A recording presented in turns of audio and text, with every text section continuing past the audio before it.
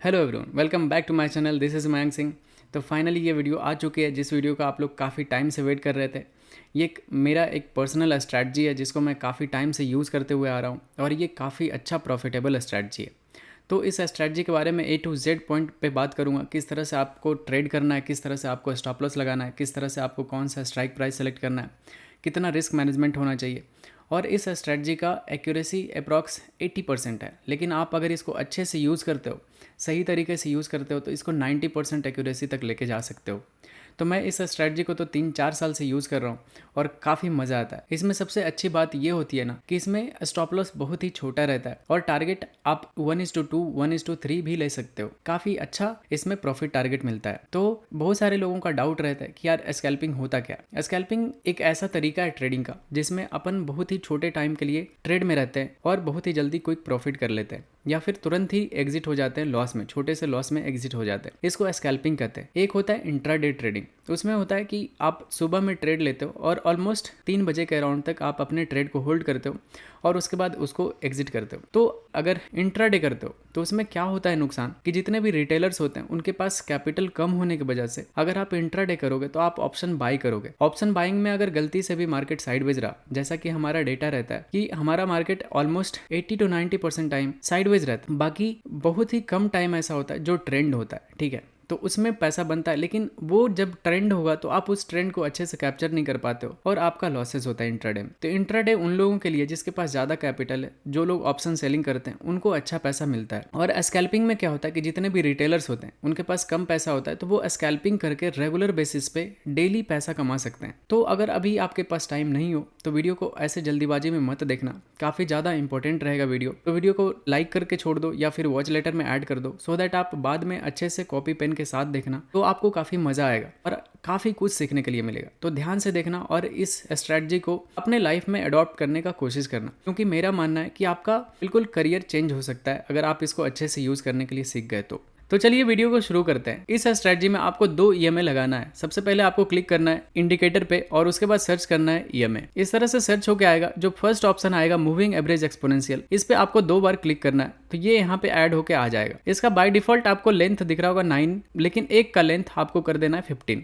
ठीक है, मैं बताऊंगा क्यों इस तरह से क्यों ज़्यादा यूजफुल होता है। तो आप अच्छे से ध्यान से देखो, बिना स्किप किए देखना, क्योंकि मैं मानता हूं कि आप इसको अच्छे से देखोगे तो आपका ट्रेडिंग करियर चेंज हो सकता है। तो आप यहाँ पे ऐड कर लेना, एक का कलर भी चेंज कर दो। तो हमें पता चल रहा है 2 EMA अलग अलग दिख रहा है। यहाँ पे जो पास पास चल रहा है प्राइस के वो है 9 EMA और थोड़ा जो दूर है वो है 15 EMA। तो 9 EMA का मतलब हुआ कि 9 कैंडल का एक्सपोनेंशियल मूविंग एवरेज लाइन है ये, ठीक है। और 15 EMA है 15 कैंडल का मूविंग एवरेज लाइन है ये। तो जब आप इसको ऐड कर लोगे तो उसके बाद आपको किस तरह से यूज करना है ये मैं आपको बताता हूँ। तो अब मैं आपको बताता हूँ किस तरह से आप इन दोनों EMA को यूज करके आप स्कैल्पिंग कर सकते हो। पहले ये बता देता हूँ कि कहाँ पे आपको ट्रेड नहीं करना है। जब भी EMA इस तरह से साइडवेज रहेगा, ठीक है, जब भी EMA फ्लैट रहेगा, आपको ट्रेड नहीं करना है। वहां पे आप स्कैल्पिंग करोगे तो बार बार आपका ऐसा हिट होगा। तो जब भी EMA का डायरेक्शन ऐसा होगा, ये 15 EMA रहेगा नीचे और 9 EMA रहेगा ऊपर, तो जब भी ऐसा रहेगा तो आप देखना एटलीस्ट इसका जो स्लोप होगा, जो ग्राउंड से ये जो डिग्री होता है ना, वो 30 डिग्री से एबव होना चाहिए। तभी आपका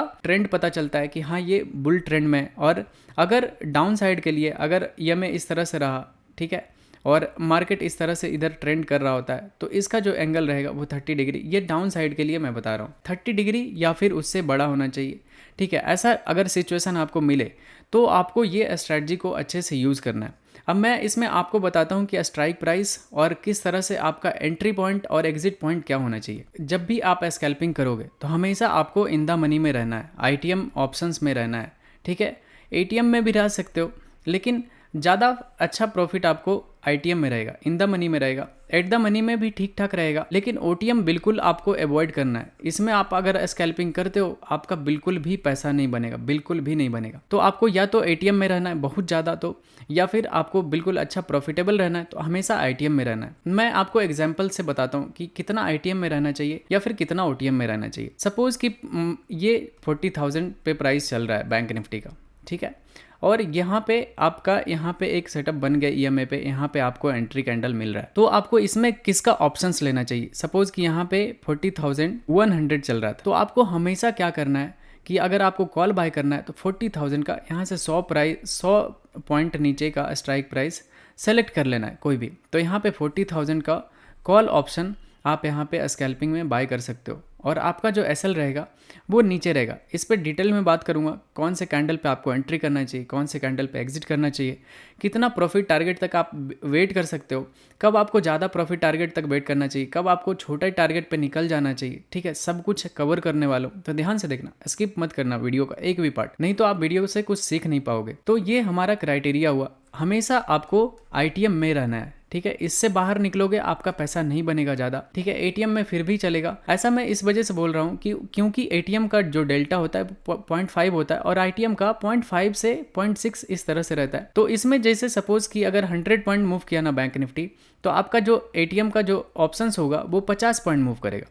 लेकिन 0.6 वाला जो रहेगा आईटीएम वाला, वो अगर बैंक निफ्टी 100 पॉइंट मूव किया तो आपको 60 पॉइंट का मोमेंटम आपको मिल जाएगा ऑप्शंस में। तो इस वजह से हम हमेशा आईटीएम में रहते हैं। एटीएम या ओटीएम थोड़ा सस्ता होता है, लेकिन सस्ता में नहीं आपको काम करना है। और इस स्ट्रेटजी में आपको एक और बात बता देता हूँ कि इसमें कम से कम आपके पास जो कैपिटल होना चाहिए वो 25 to 30 के होना चाहिए। अदरवाइज इसमें आप प्रॉफिट नहीं निकाल पाओगे, क्योंकि आपका साइकोलॉजी खराब हो जाएगा और आप अच्छे से प्रॉफिट के लिए वेट नहीं कर पाओगे। बार बार आपका एसएल हिट होगा, आपका अकाउंट धीरे धीरे कम जाएगा। ठीक है, तो इस चीज़ों को आप ध्यान रखना। कम से कम आपके पास 25 से 30 हज़ार होगा तो आप अच्छे से इसमें ट्रेड कर सकते हो।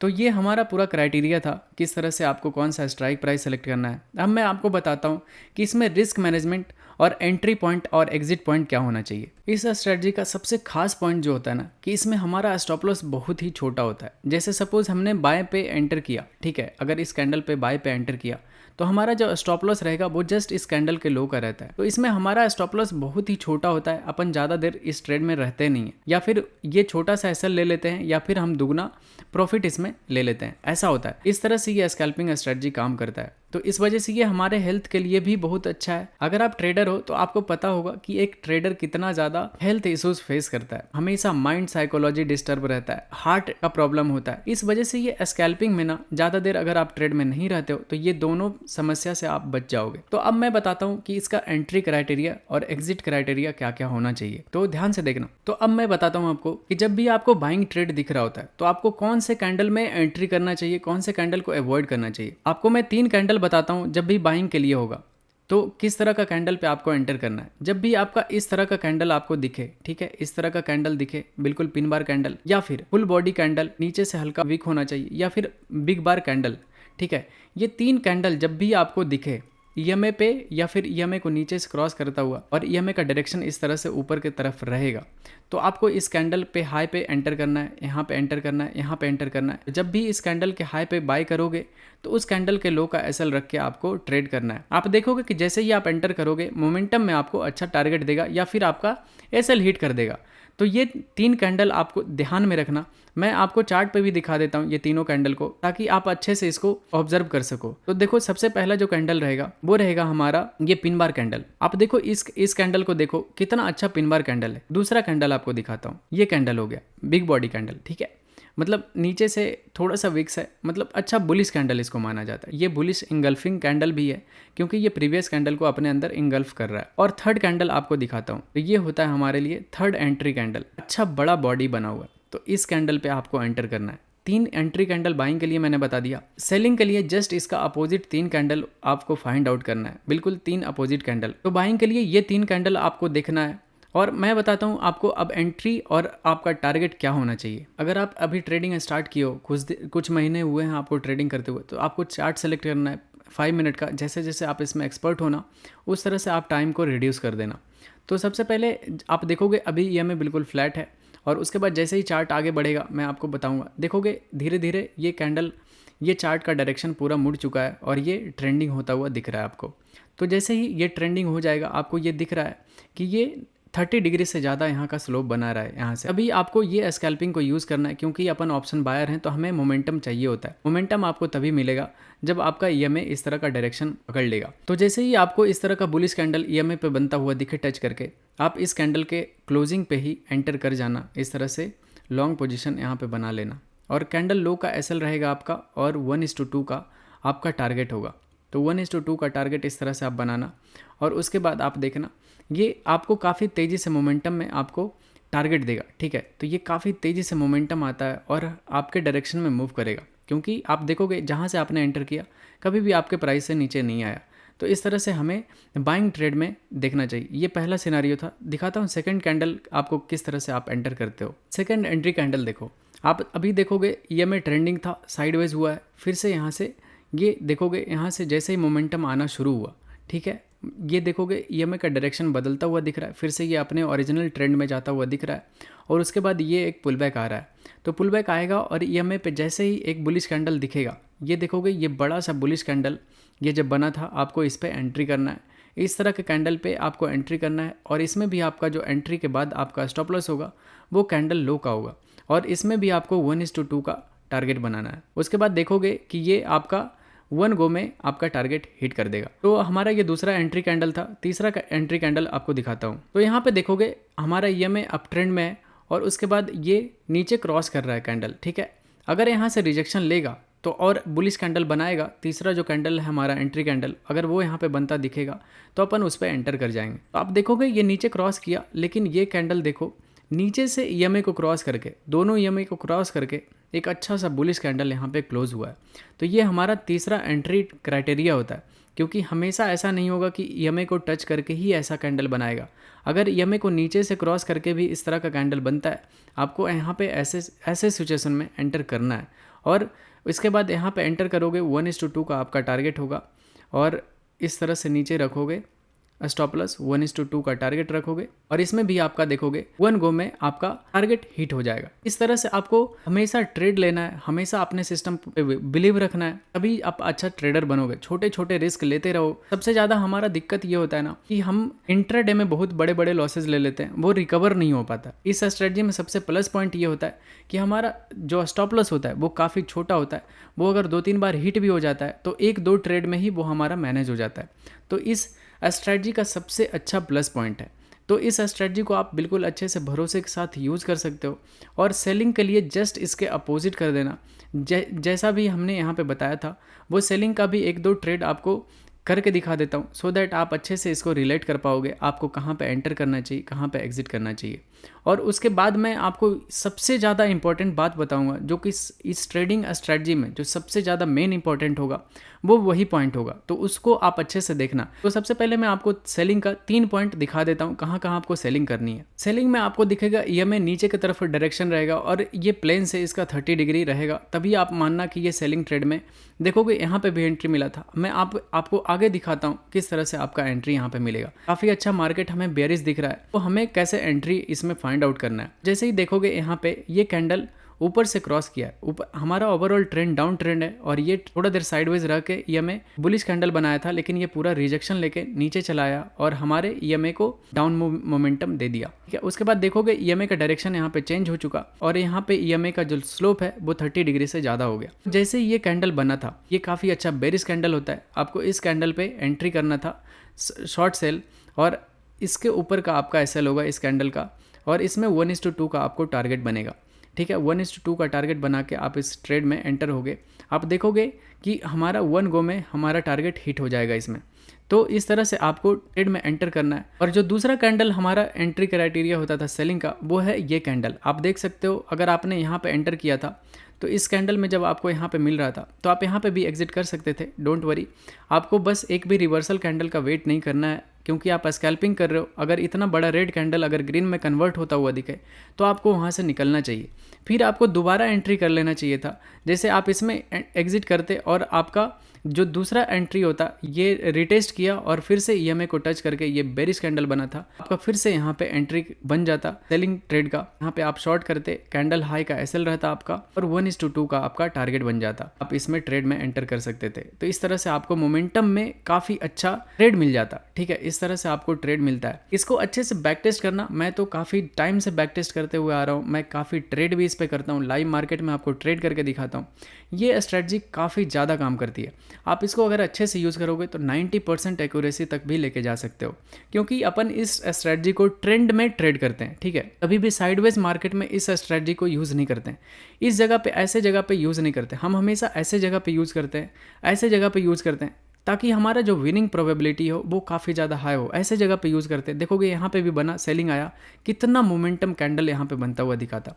तो आप जाके बैक टेस्ट करना इस स्ट्रेटजी को। मैं तो काफ़ी टाइम से कर रहा हूँ। आपको 10 में से मिनिमम 8 बार 7 बार इसमें बहुत अच्छा टारगेट देगा, बड़ा बड़ा टारगेट देगा। एक एक कैंडल में आपको अच्छा टारगेट दे के चला जाएगा। तो अब जो सबसे ज़्यादा मेन इंपॉर्टेंट बात है इस स्ट्रेटजी में, जो कि आपको ध्यान में रखना है, वो है कि आप कभी भी इस स्ट्रेटजी को निफ्टी या फिर बैंक निफ्टी, हमेशा दोनों को अलग अलग यूज़ नहीं कर सकते। जब भी आप स्कैल्पिंग करना तो साइड बाय साइड आपके पास 2 स्क्रीन होना चाहिए इस तरह का। आप इस तरह से दोनों स्क्रीन को लगा के रखना और दोनों में एक तरफ बैंक निफ्टी होना चाहिए और एक तरफ निफ्टी होना चाहिए। तो इसमें क्या क्या अवॉइड करना है ये मैं आपको बताता हूँ। क्योंकि आप अगर सिंगल चार्ट पे यूज़ करोगे ना, सिर्फ अगर निफ्टी को यूज़ करते हो, बैंक निफ्टी को इग्नोर कर देते हो, तो आपका कहीं ना कहीं एक्यूरेसी थोड़ा सा कम जाएगा। लेकिन अगर आप दोनों को एक साथ मिला के यूज़ करोगे, निफ्टी और बैंक निफ्टी को, इसमें आप काफ़ी ज़्यादा प्रॉफिटेबल होगे। मैं बताता हूँ कि इसमें बैंक निफ्टी और निफ्टी को किस तरह से यूज़ करना है। सपोज़ कि आपको इस जगह पे सेलिंग ट्रेड निफ्टी में मिल रहा है, यहाँ पे स्कैल्पिंग ट्रेड मिल रहा है, ठीक है। लेकिन अगर बैंक निफ्टी कहीं सपोर्ट लेवल पे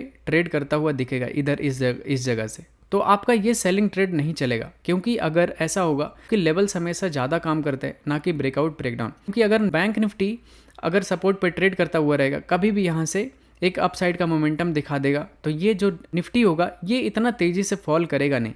तो आपको सेलिंग में अवॉइड करना है क्या, कि बैंक निफ्टी हमारा, अगर बैंक निफ्टी में करते हो तो आप जस्ट उल्टा करना, अगर निफ्टी में करते हो तो उसके लिए मैं बता रहा हूँ कि निफ्टी में करते हो तो कभी भी अगर सेलिंग ट्रेड आपको निफ्टी में मिल रहा है, तो बैंक निफ्टी में कभी भी बैंक निफ्टी अपने सपोर्ट पे ट्रेड करता हुआ ना रहे। हमेशा सपोर्ट पे से ऊपर रहेगा या अपने रेजिस्टेंस से फॉल करता हुआ दिखेगा। उस जगह पे आपका जो विनिंग प्रोबेबिलिटी होगा वो मोर देन 90% होगा। ये मेरा पर्सनल एक्सपीरियंस है। मैं लाइव मार्केट में बहुत बार, कई बार करके दिखाया हूँ, तो आप भी इसको अच्छे से करके देखना, आपको बहुत ही ज़्यादा काम आएगा। अगर आप बाइंग का ट्रेड, सपोज़ कि स्कैल्पिंग में आपको बाइंग का यहाँ पे कैंडल मिल गया, आप यहाँ पे बाइंग कर रहे हो कैंडल लो का एसएल रख के, लेकिन अगर वहीं पे बैंक निफ्टी अपने रेजिस्टेंस पॉइंट से रेजिस्टेंस लेता हुआ दिखेगा, ठीक है, तो आप दोनों कंट्राडिक्ट हो रहा है कि इसमें निफ्टी में बाइंग आ रहा है और बैंक निफ्टी में सेलिंग आ रहा है। आप ऐसे जगह पे कभी भी ट्रेड मत करना, क्योंकि यहाँ पे आपका विनिंग प्रोबेबिलिटी बहुत ही, मतलब लेस देन 40 to 30% आ जाएगा, ठीक है, मतलब इतना ज़्यादा विनिंग प्रोबेबिलिटी आ जाएगा। तो ऐसे में आपको काम नहीं करना है। आपको जब भी देखना है कि अगर बाइंग ट्रेड मिल रहा है हमें, तो बैंक निफ्टी भी अपने सपोर्ट लेवल से बाइंग आता हुआ दिखना चाहिए बैंक निफ्टी में, तभी आप ज़्यादा प्रॉफिटेबल होगे और आपका साइकोलॉजी ज़्यादा अच्छा होगा और आपका जो टारगेट हिट होगा वो ज़्यादा टाइम हिट होगा और स्टॉप लॉसेस कम हिट होंगे, ठीक है। तो ये हमारा बेसिक कुछ क्राइटेरिया था जिसको आप अच्छे से फॉलो कर सकते हो। तो आप अच्छे से जाओ, बैक टेस्ट करो इस स्ट्रेटजी का, आप बहुत अच्छे से इसको इम्प्लीमेंट करना अपने लाइफ में। अगर कुछ भी डाउट है इस स्ट्रेटजी से रिलेटेड, तो आप कमेंट करके पूछो, मैं आपको अच्छे से जवाब दूंगा, ठीक है। अगर कुछ रह गया तो मैं लाइव मार्केट में फिर दोबारा एक्सप्लेन कर दूंगा, अगर कुछ भी पॉइंट मेरे से मिस हुआ तो। सबसे ज़्यादा इंपॉर्टेंट था कि बैंक निफ्टी और निफ्टी को दोनों एक साथ यूज़ करना है, सो दैट हमारा एक भी गलत ट्रेड में एंट्री ना बने, ठीक है।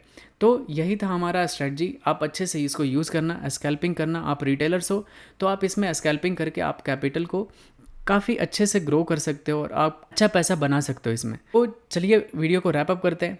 अगर वीडियो इन्फॉर्मेटिव लगा तो वीडियो को प्लीज़ लाइक करना। जो भी लॉसेस कर रहे हैं आपके दोस्त, ठीक है, उनके पास शेयर करो वीडियो को, उनको बोलो देखने के लिए। अच्छे से अगर वो देखेंगे और अपने अंदर अडॉप्ट कर लिए तो वो काफ़ी अच्छा प्रॉफिटेबल हो जाएंगे, ठीक है, ये मेरा गारंटी है। आप अच्छे से देखो वीडियो को और लाइक कर दो, शेयर कर दो, और अगर अभी तक आपने सब्सक्राइब नहीं किया तो सब्सक्राइब कर दो जल्दी से चैनल को। लो bye, thank you, thanks for watching guys.